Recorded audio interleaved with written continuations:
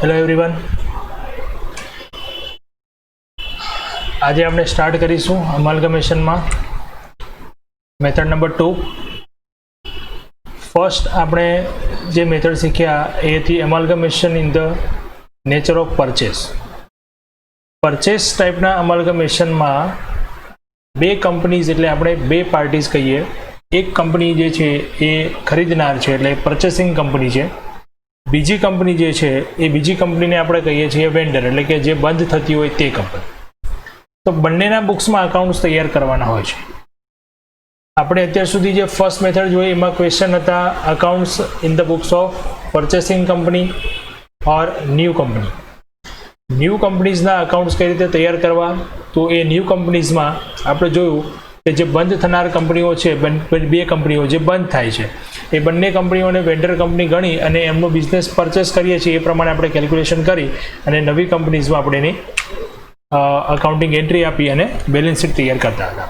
Okay, તો હવે અહીંયા સેકન્ડ પાર્ટ છે એટલે કે સેકન્ડ મેથડ છે જે કંપની બંધ થાય છે એના માટે. તો accounts in the books of vendor company. Okay, vendor company એટલે કે જે કંપની બંધ થાય છે. અહીંયા વેચનાર નહીં, વેચનાર આપણે એટલા માટે કહીએ છીએ કે આપણે એવું સમજીએ છીએ કે બંને કંપનીઓનો બિઝનેસ છે, નવી કંપની પરચેસ કરી અને એ નવો બિઝનેસ સ્ટાર્ટ કરે છે એ પ્રમાણે. બરાબર, ખરેખર તો શું થાય છે, બંને કંપની મર્જ થઈને ત્રીજી કંપની બનાવે છે. બરાબર, તો અહીંયા આપણે હવે વેન્ડર કંપની બે છે તો બંનેમાંથી કઈ કંપનીઝના અકાઉન્ટ તૈયાર કરવાના છે એ ખાસ પહેલાં જોવાનું. ત્યાર પછી અકાઉન્ટ્સ કઈ રીતે તૈયાર થશે એની આપણે આજે મેથડ ડિસ્કસ કરીશું. બરાબર છે, ચલો.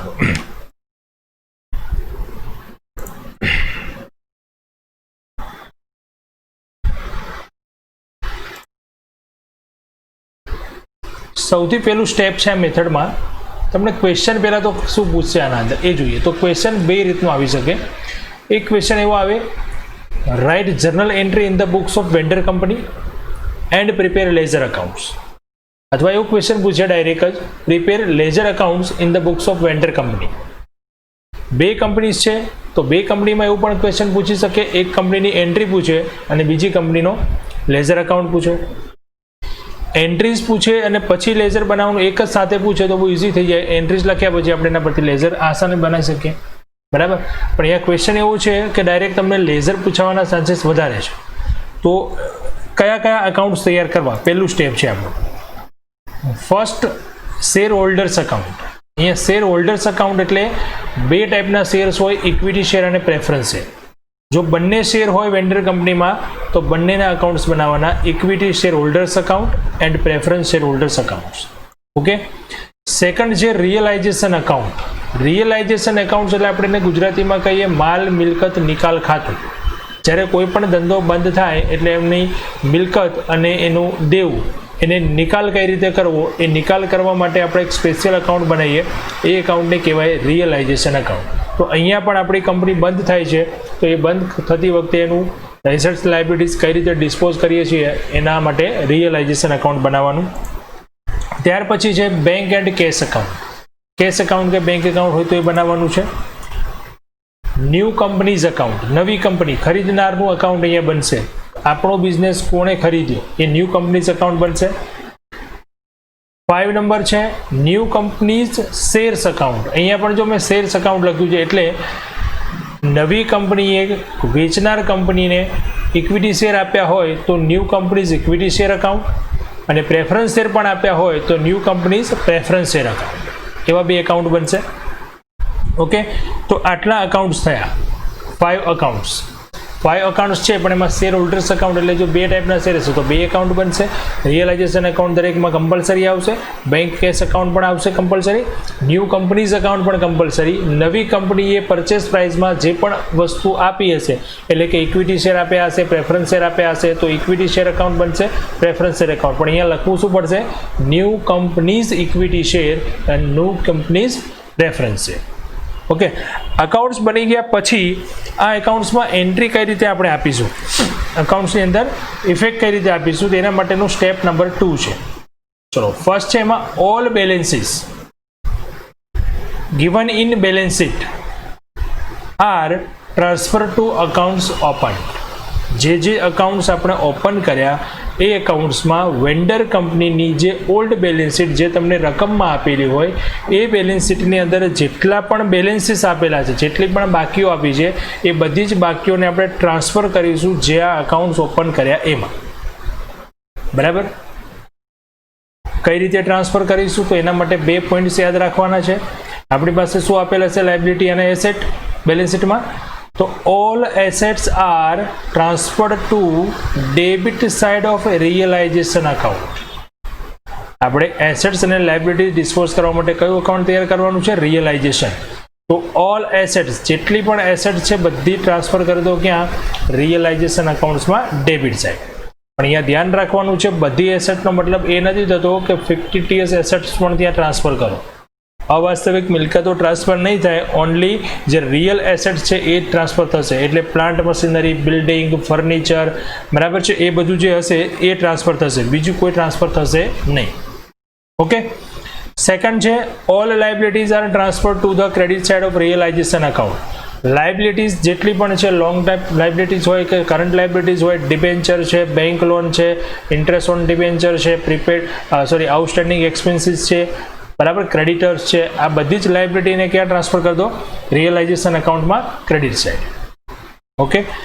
ત્યાર પછી હવે બાકી શું વધે બેલેન્સ શીટમાં?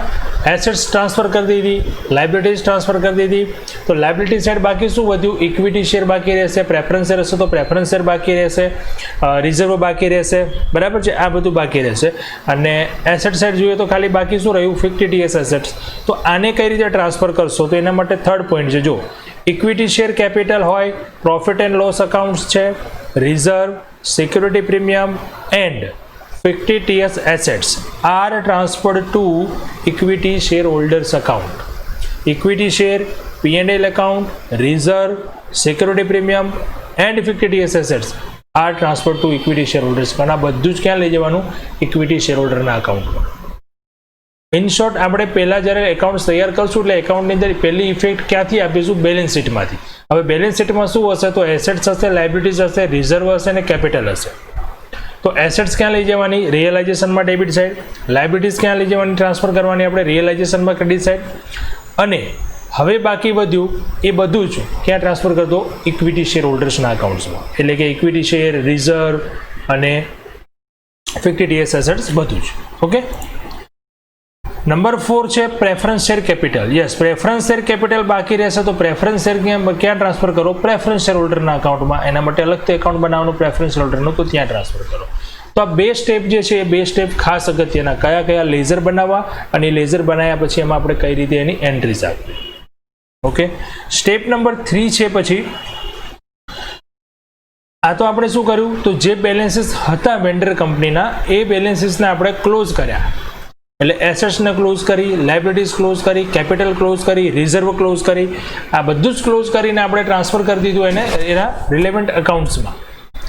હવે જે છે એ હવે આપણે ન્યૂ ટ્રાન્ઝેક્શન એટલે કે નવી એન્ટ્રીઝ આપવાની. આપણે બિઝનેસ સેલ કરી દીધો છે તો જે પરચેસિંગ કંપની છે, જે ન્યૂ કંપની છે, એ આપણને બદલામાં કંઈક પરચેસ પ્રાઇસના બદલામાં કંઈક આપશે. તો એની એક 2 એન્ટ્રીઝ જે આપણે લખીએ છીએ એ એન્ટ્રીની ઇફેક્ટ હવે અહીંયા આપવાની. એન્ટ્રી લખવાની પૂછે તો એન્ટ્રી લખવાની છે. અહીંયા મેથડની અંદર સમજાવવા માટે હું તમને અહીંયા એન્ટ્રીઝ કરાવું છું કે આ એન્ટ્રીઝ આ પ્રમાણે લખશો એ પછી એની ઇફેક્ટ લેઝરમાં કઈ રીતે આપીશું. તો 2 એન્ટ્રી થાય છે અહીંયા. ફર્સ્ટ એન્ટ્રી થાય છે new companies liquidator account. Okay. To realisation account. Sorry, અહીંયા ન્યૂ કંપનીઝ અકાઉન્ટ આવશે, લિક્વિડેટર નહીં આવે. લિક્વિડેટર તો વેન્ડર કંપનીનો હોય. થોડું પ્રિન્ટિંગ મિસ્ટેક છે અહીંયા, મને ટાઈપિંગમાં મિસ્ટેક એરર આવી ગઈ છે. New companies account debit to realisation account. ધ્યાન આપજો, new companies account debit to realisation account. Okay. નવી કંપનીના અકાઉન્ટ્સ તમે ડેબિટ કરશું ટુ રિયલાઇઝેશન અકાઉન્ટ.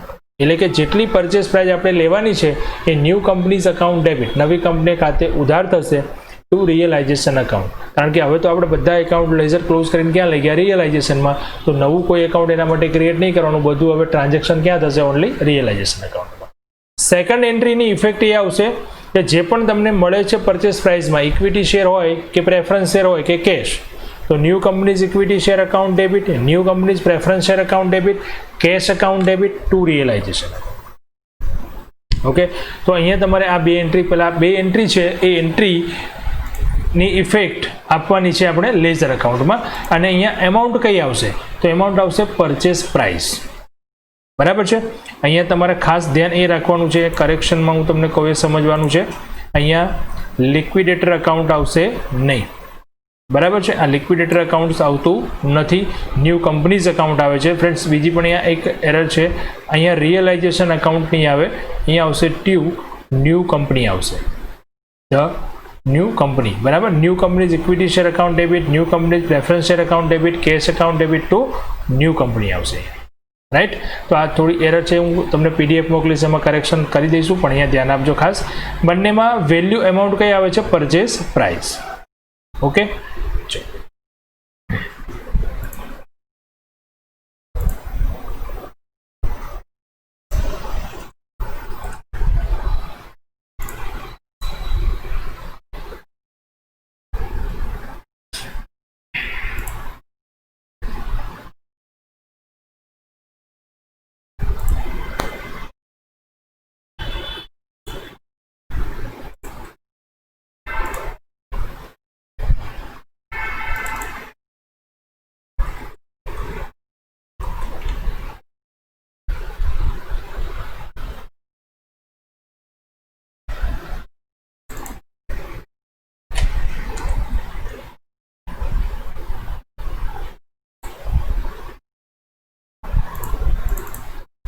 ओके आ प्रमाणे एंट्री थशे new companies shares account companies account debit realisation and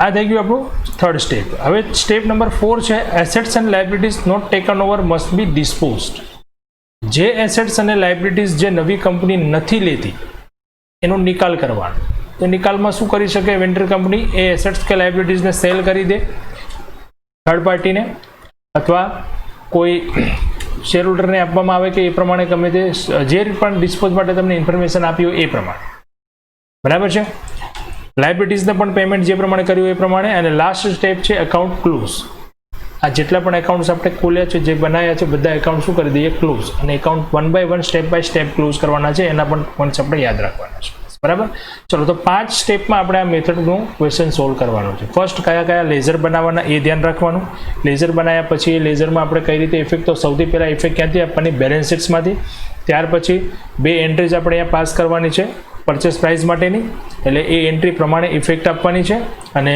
पछी एसेट लायबिलिटी जे कंपनीए नथी लीधी एने क्लोज करवानी छे अने लास्ट में एकाउंट कर दईशुं क्लोज बराबर छे चलो सेकंड क्वेश्चन जे तो एंट्रीज माटे एंट्रीज कई रीते लखीशुं ए पण जोईशुं पण पहेला अहींया आपणे लेजरना फॉर्मेट जोई लईए चलो इक्विटी शेर होल्डरनो अकाउंट जे तैयार करशुं तो इक्विटी शेर होल्डरना अकाउंट्स में आपणे जोयुं कई कई वस्तु ट्रांसफर थशे तो इक्विटी शेर केपिटल फिक्टिटियस एसेट्स अने बधी ज रिजर्व बराबर छे तो कई रीते ट्रांसफर करशुं जो फिक्टिटियस एसेट्स में शुं आवशे प्रिलिमिनरी एक्सपेन्स आवी शके डिबेन्चर डिस्काउंट आवी शके बराबर है profit and loss account yes profit and loss account है ने ए डेबिट पण आपी शके ने क्रेडिट पण आपी शके लॉस होय तो डेबिट साइड होय अने प्रॉफिट होय तो क्रेडिट साइड होय तो जो डेबिट साइड होय एटले के एसेट साइड तमने आपेलो होय तो एने क्लोज करीने आपणे अहींया डेबिट ज लखीशुं इक्विटी शेर होल्डरना अकाउंट बराबर है तो आ फिक्टिटियस एसेट्स थई गई त्यार पछी न्यू कंपनीज इक्विटी शेर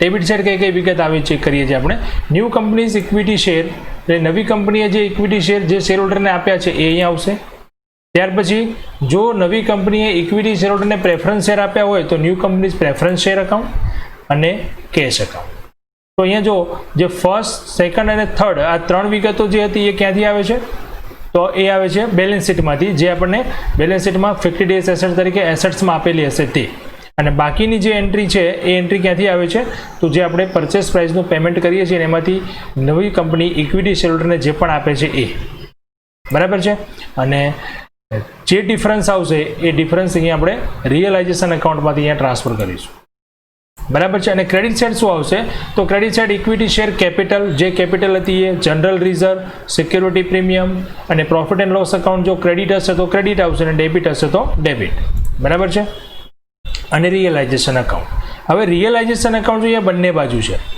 તો મેં તમને કહ્યું હતું એકાઉન્ટ ક્લોઝ કરવા માટેનો એક પર્ટિક્યુલર ઓર્ડર એક ક્રમમાં આપણે એકાઉન્ટ ક્લોઝ કરવાના છે સૌથી પહેલાં પ્રેફરન્સ શેર હોલ્ડરનું એકાઉન્ટ ક્લોઝ થશે, પછી રિયલાઇઝેશન એકાઉન્ટ ક્લોઝ થશે, પછી equity share holder account close થશે. તો જો પ્રેફરન્સ શેર હોલ્ડરનું એકાઉન્ટ ક્લોઝ કરીને ડિફરન્સ આવે તો એ ડિફરન્સને આપણે ટ્રાન્સફર કરવાનો હોય રિયલાઇઝેશન એકાઉન્ટમાં, અને રિયલાઇઝેશન એકાઉન્ટ ક્લોઝ કરીએ અને જે ડિફરન્સ જે બેલેન્સ આવશે એ બેલેન્સને ટ્રાન્સફર કરીશું આપણે ઇક્વિટી શેર હોલ્ડરના એકાઉન્ટમાં. તો રિયલાઇઝેશન એકાઉન્ટનો ડિફરન્સ ગમે તે બાજુ આવી શકે, બરાબર છે. જો ત્યાં ક્રેડિટ સાઇડ ડિફરન્સ આવે તો અહીંયા આપણે એની એન્ટ્રી ક્યાં લખીશું? ડેબિટ. અને જો ડેબિટ સાઇડ ડિફરન્સ આવે તો એને ટ્રાન્સફર ક્યાં કરશું? Credit side. બરાબર છે. તો આ થઈ ગયું ઇક્વિટી શેર હોલ્ડર્સનું અકાઉન્ટ. જો આમાં આટલી જ વિગત ફિક્સ છે, આટલી જ ઇન્ફોર્મેશન આવે છે, આના સિવાય વધારાની કોઈ વિગત આ લેઝરમાં આવતી નથી. એટલે તમે ફોર્મેટ તૈયાર કરીને પણ એન્ટ્રી આપો તો એ પ્રમાણે પણ આપણે લેઝર તૈયાર કરી શકીએ. બરાબર છે.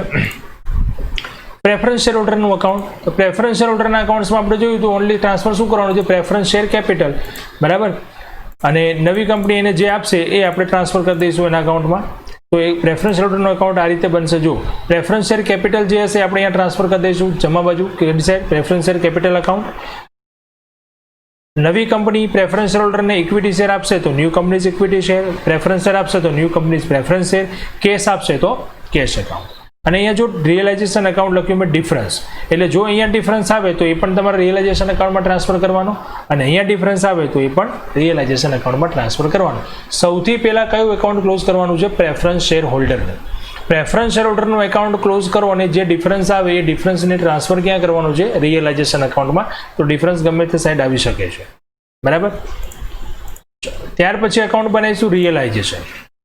રિયલાઇઝેશન એકાઉન્ટ બહુ જ ઇમ્પોર્ટન્ટ છે અહીંયા. તો રિયલાઇઝેશન એકાઉન્ટમાં ડેબિટ સાઇડ સૌથી પહેલાં આવશે એસેટ્સ, વેરિયસ એસેટ્સ. કઈ એસેટ્સ? તો એઝ પર બેલેન્સ શીટ, જે પણ બેલેન્સ શીટમાં આપી હતી એ વેલ્યુ. અહીંયા ખાસ ધ્યાન રાખજો, આપણે જો ફર્સ્ટ મેથડમાં જોયું હતું એસેટ્સની કઈ વેલ્યુ લેવાની હતી? Market value.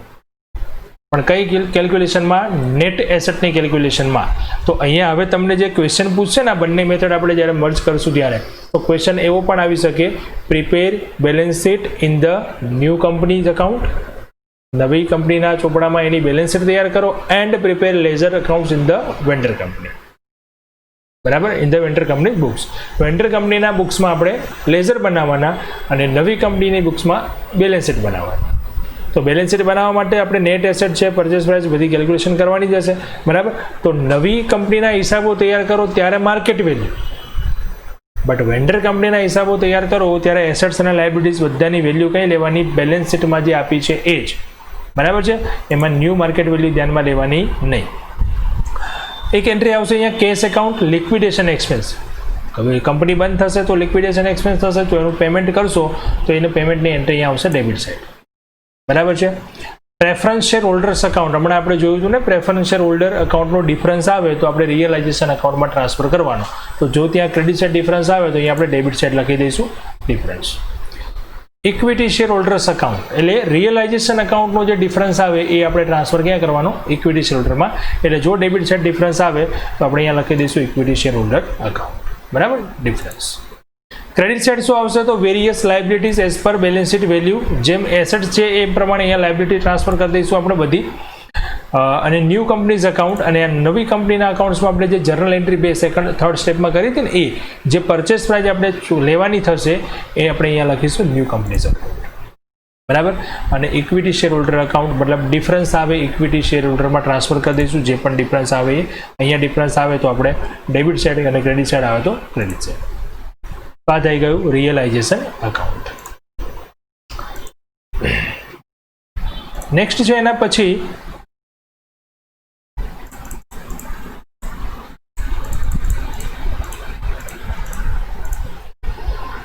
New companies account, નવી કંપનીનું અકાઉન્ટ. નવી કંપનીના અકાઉન્ટ્સમાં બહુ સિમ્પલ છે એન્ટ્રી. જો આપણે જર્નલ એન્ટ્રી જોઈ હતી પહેલાં, જર્નલ એન્ટ્રી નહીં પણ આપણે જે મેથડ જોઈ ને એ મેથડમાં 2 એન્ટ્રીઝ કરી હતી આપણા સ્ટેપ નંબર 3માં. જો new companies account debit to realisation and new companies preference share equity share account debit, cash account debit to new companies account. તો જો ન્યૂ કંપનીમાં 2 જ એન્ટ્રી થાય છે, તો આ રિયલાઇઝેશન એકાઉન્ટ જે છે એ ડેબિટ સાઇડ આવશે અને આ બંને જે છે એ ક્રેડિટ સાઇડ આવશે. બસ આટલું જ એમાં ન્યૂ કંપનીના અકાઉન્ટ્સમાં આવશે, બરાબર.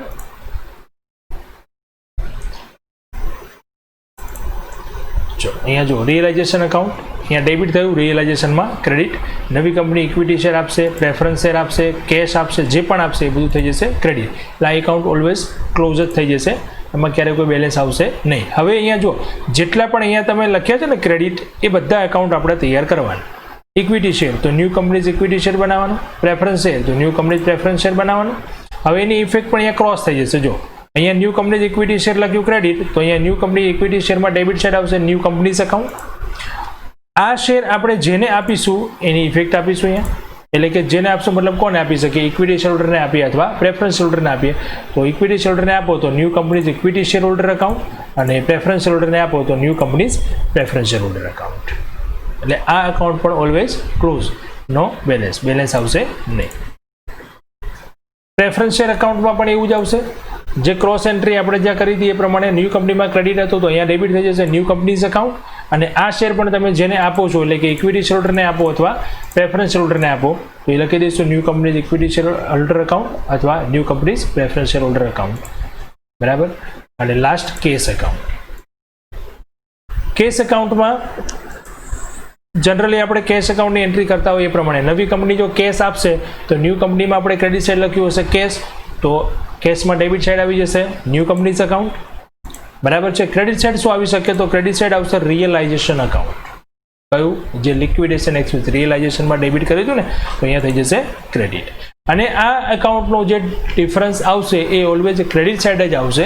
અને એ ક્રેડિટ સાઇડ જે ડિફરન્સ આવશે આપણે ટ્રાન્સફર ક્યાં કરી દઈશું, equity share holders account, first account. બરાબર છે. Preference share holders account. અચ્છા, ડિફરન્સ છે એ ઇક્વિટી હોલ્ડરમાં જશે, પણ જો કોઈ રકમ આપણે પ્રેફરન્સ હોલ્ડરને કેશ આપવાની હોય તો એ એન્ટ્રી અહીંયા આવશે પ્રેફરન્સ શેર હોલ્ડર્સ એકાઉન્ટ. બરાબર. ઓકે. હવે અહીંયા ઓપનિંગ બેલેન્સ જે છે એ ખાસ અગત્યનું, એના માટે બહુ જ ઇમ્પોર્ટન્ટ પોઈન્ટ છે, આ ખાસ યાદ રાખજો. શું અહીંયા ઇમ્પોર્ટન્ટ બાબત છે, તો ક્વેશ્ચનમાં તમને ઘણીવાર કેશ જે છે, આપણે પેલી મેથડમાં જોયું હતું, કેશ છે એ ઘણીવાર નવી કંપની લેશે અને ઘણીવાર નથી લેતી. જો કે નહીં લે તો આપણે અહીંયા ઓપનિંગ બેલેન્સમાં લખીશું, અને જો નવી કંપની લઈ લેતી હશે તો જૂની કંપની પાસે કેશ બેલેન્સ તો છે જ નહીં, તો ઓપનિંગ બેલેન્સ નહીં આવે, પણ એ કેશ એકાઉન્ટ ક્યાં આવશે, રિયલાઇઝેશન એકાઉન્ટમાં ડેબિટ સાઇડ જ્યાં વેરિયસ એસેટ્સ લખ્યું હતું એના અંડરમાં આવશે. બરાબર. એટલે જો નવી કંપની કેશ લઈ લેશે તો રિયલાઇઝેશન એકાઉન્ટમાં વેરિયસ એસેટ્સમાં લખી દેવાની, અને જો નવી કંપની ન લેતી હોય તો જ આપણે એને અહીંયા કેશ એકાઉન્ટમાં ડેબિટ સાઇડ ઓપનિંગ બેલેન્સ તરીકે લખવાનું. આ નોટ્સ ખાસ યાદ રાખજો. બરાબર છે. If bank or cash balance is not taken over by new company, then cash or bank balance must be shown in debit side of cash or bank account as opening balance and not to show in realization account. બરાબર છે. જો opening બેલેન્સમાં લખો તો realisation એકાઉન્ટમાં નહીં આવે, અને જો રિયલાઇઝેશન એકાઉન્ટમાં ઇફેક્ટ લખીશ તો ઓપનિંગ બેલેન્સમાં આવશે નહીં. કેશ બંનેમાં કોઈ એક જ જગ્યાએ આવશે. બરાબર છે. તો આટલા લેઝર આપણે તૈયાર કરવાના છે, અને લેઝરમાં પણ જો ફર્સ્ટ જે લેઝર હતું ઇક્વિટી શેર હોલ્ડર, સેકન્ડ જે લેઝર હતું પ્રેફરન્સ શેર હોલ્ડર, થર્ડ છે રિયલાઇઝેશન એકાઉન્ટ. બરાબર છે. આ ત્રણ એકાઉન્ટ જે છે એ ત્રણેય એકાઉન્ટમાં ક્યાંથી એન્ટ્રીઝ આવે છે, બેલેન્સ શીટમાંથી, અને બે આપણે જનરલ એન્ટ્રી જે કરી એ જે પરચેસ પ્રાઇસને ચૂકવવાની મેળવવાની અને પરચેસ પ્રાઇસ લેવાની થાય છે એની એન્ટ્રીઝ. બરાબર છે. ત્યાર પછી જે છે ને ન્યૂ કંપનીઝ એકાઉન્ટ અને ન્યૂ કંપનીના ઇક્વિટી શેર, પ્રેફરન્સ શેર, આ બધા ક્રોસ એન્ટ્રીઝમાં આપણા બધા એકાઉન્ટ ક્લોઝ થઈ જશે ત્યાં. બરાબર. એ બધી ક્રોસ એન્ટ્રી ખાલી તમારે સ્ટેપ બાય સ્ટેપ યાદ રાખવાનું છે. પહેલું સ્ટેપ આપણું હતું લેઝર બનાવ્યા પછી કે એસેટ્સ બધી ટ્રાન્સફર કરી દો, લાયબિલિટીઝ બધી ટ્રાન્સફર કરી દો, અને બેલેન્સ શીટમાં જેટલા પણ બેલેન્સ છે equity share, preference share, reserve, બધું જ એના રિલેવન્ટ લેઝરમાં ટ્રાન્સફર કરો. અને ત્યાર પછી બે એન્ટ્રી પરચેસ પ્રાઇસ લેવાની થાય છે એ અને પરચેસ પ્રાઇસ મળે છે એ, આ બંને એન્ટ્રી કરી અને પછી જે તે પણ આપણને પરચેસ પ્રાઇસમાં મળે છે એ જે પણ શેર હોલ્ડરને આપીએ છીએ એમાં આપણે ક્રોસ ટ્રાન્સફર કરી દઈશું. બરાબર છે.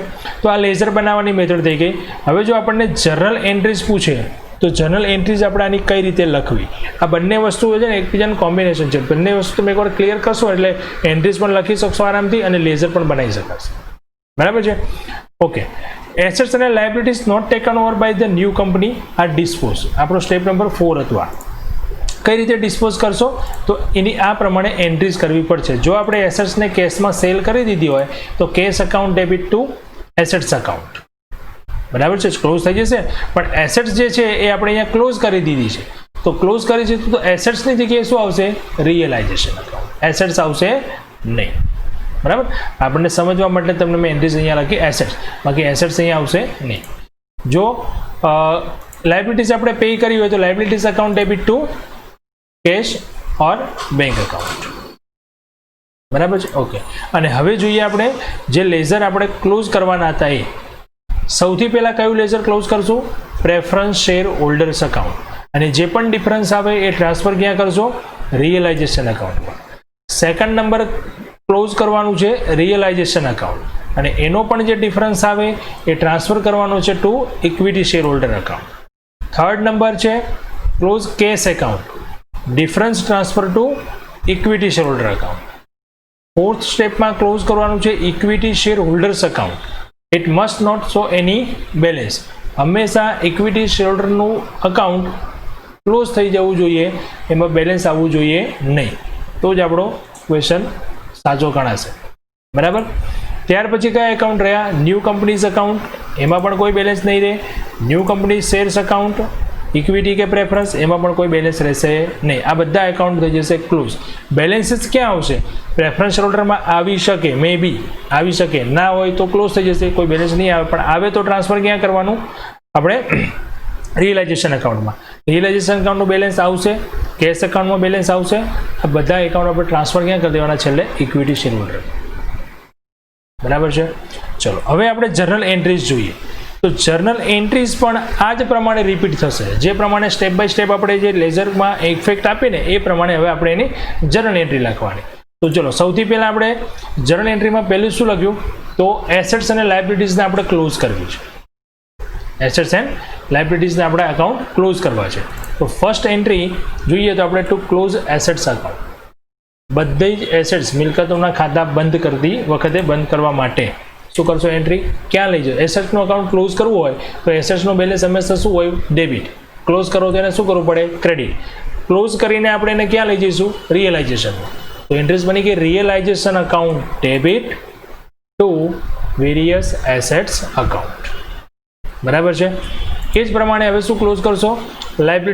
ફિક્ટિટિયસ એસેટ્સ. પહેલાં આપણે એસેટ સાઈડ જ લઈએ તો રિયલ એસેટ્સ બધી ક્લોઝ થઈ ગઈ, ટ્રાન્સફર ક્યાં કરી દીધી? રિયલાઇઝેશન અકાઉન્ટમાં. ફિક્ટિટિયસ એસેટ્સને ક્લોઝ કરીને ક્યાં લઈ જવાની છે? ઇક્વિટી શેર હોલ્ડરમાં. તો equity share holders account debit to preliminary expense to debenture discount account to profit and loss account debit balance. Debit balance હોય તો જ, એટલે બધું ક્લોઝ થઈ ગયું. એસેટ સાઈડ બેલેન્સ શીટમાં આપણી એસેટ સાઈડ જેટલી પણ વિગતો હતી ને એ બધી ક્લોઝ થઈ ગઈ. એ બધી શું થઈ ગઈ? અહીંયા ક્રેડિટ. ટ્રાન્સફર ક્યાં કરી? તો જે રિયલ એસેટ હતી એ ટ્રાન્સફર ક્યાં થઈ જશે? રિયલાઇઝેશનમાં. અને જે ફિક્ટિટિયસ હતી એ ટ્રાન્સફર ક્યાં થઈ જશે? ઇક્વિટી શેર હોલ્ડરમાં. આ એન્ટ્રીઝ પ્રમાણે બી આપણે સીધે લેઝરમાં ઇફેક્ટ આપી શકીએ. બરાબર. લાયબિલિટી ક્લોઝ કરવા માટે શું કરશો? એન્ટ્રી લાયબિલિટીને ક્લોઝ કરવા માટે લાયબિલિટી શું કરવી પડે? ડેબિટ. તો various liabilities account debit to realisation account. બરાબર છે. Various liabilities account debit to realisation account. તો લાયબિલિટી પણ ક્લોઝ થઈ ગયું. હવે બાકી શું રહ્યું? ઇક્વિટી શેર કેપિટલ અને રિઝર્વ. તો એ બંનેને આપણે ટ્રાન્સફર ક્યાં કરશું? ઇક્વિટી શેર હોલ્ડરના અકાઉન્ટમાં. અને ઇક્વિટી શેર કેપિટલ છે એ હંમેશા કેપિટલનું બેલેન્સ કયું હોય? ક્રેડિટ. તો એને આપણે ક્લોઝ કરવા માટે શું કરવું પડશે? ડેબિટ. તો equity share capital account debit, general reserve account debit, capital reserve account debit, any types of reserve. બરાબર છે. Security premium account debit, profit and loss account debit, જે ક્રેડિટ બેલેન્સ હતું એ ડેબિટ હોત તો અહીંયા થઈ જાય. બરાબર. Two equity share holder account. બરાબર છે. કેટલી એન્ટ્રીઝ થઈ? 4. ફર્સ્ટ એન્ટ્રી એસેટ્સને ક્લોઝ કરવા માટે, સેકન્ડ એન્ટ્રી ફિક્ટિટિયસ એસેટ્સને ક્લોઝ કરવા માટે, થર્ડ એન્ટ્રી હતી આપણી રિઝર્વ અને ઇક્વિટી શેર કેપિટલને ક્લોઝ કરવા માટે. ફિફ્થ નંબર જોઈએ તો ટ્રાન્સફર પ્રેફરન્સ શેર. હવે બાકી શું રહ્યું બેલેન્સ શીટમાં? Preference share capital. તો preference share capital account debit to preference share holder. આપણે એને ટ્રાન્સફર ક્યાં કરવાની છે? પ્રેફરન્સ શેર હોલ્ડરમાં. હવે પરચેસ પ્રાઇસ રેકોર્ડ કરવા માટે જે આપણે સેકન્ડ નંબરનો પોઈન્ટ હતો, ફર્સ્ટ મેં તમને મેથડ સમજાવી એમ. નવી કંપની પાસેથી આપણે પરચેસ પ્રાઇસ લેવાની છે. તો new companies account debit to realisation account. હવે પરચેસ પ્રાઇસ જ્યારે મળશે, when purchase price receive, purchase price મળશે તો એન્ટ્રી કરશું. જે પણ મળે એ બધું શું થઈ જશે? Debit. New companies share account debit, new companies preference share account debit, share मतलब equity share account, cash account debit to new companies account. Number 8, transfer new company shares to share holder. હવે આ નવી company પાસેથી જે share મળ્યા ને એ શેરને આપણે transfer કરવાના કયા શેર હોલ્ડરને આપ્યા. તો ઇક્વિટી શેર જે છે ઇક્વિટી હોલ્ડરને પણ આપી શકાય, પ્રેફરન્સ હોલ્ડરને પણ આપી શકાય, જેવી ઇન્ફોર્મેશન આપી હોય એ પ્રમાણે. પ્રેફરન્સ શેર છે એ પણ ઇક્વિટી હોલ્ડરને આપી શકાય, પ્રેફરન્સ હોલ્ડરને પણ આપી શકાય. જે પ્રમાણે આપણને ઇન્ફોર્મેશન આપી એ પ્રમાણે એન્ટ્રી કરશું. તો જો ઇક્વિટી શેર છે એ આપણે કોને આપવાના છે તેના માટે એન્ટ્રી કરશું. ઇક્વિટી હોલ્ડરને જે પણ આપવાના હોય એ, તો equity holder account debit to equity share capital to preference share capital. અને પ્રેફરન્સ હોલ્ડરને જે શેર આપવાના હોય તો preference holder account debit to equity share capital to preference share capital. જે પણ શેર આપ્યા છે એ ક્રેડિટ થશે અને શેર હોલ્ડર અકાઉન્ટ થઈ જશે ડેબિટ. અને લાસ્ટ એક એન્ટ્રી છે ટુ પેઇડ લિક્વિડેશન એક્સપેન્સ. આ ઇન્ફોર્મેશન તમને આપેલી હોય તો જ વિસર્જન ખર્ચ ચૂકવવા માટેની એન્ટ્રી થશે realisation account debit to cash. જો અહીંયા લિક્વિડેશન એક્સપેન્સ અકાઉન્ટ ડેબિટ એવું આવશે નહીં, કારણ કે હવે તો કંપની બંધ થઈ ગઈ એટલે કોઈ નવું એક્સપેન્સનું લેજર ઓપન કરવાનું નથી.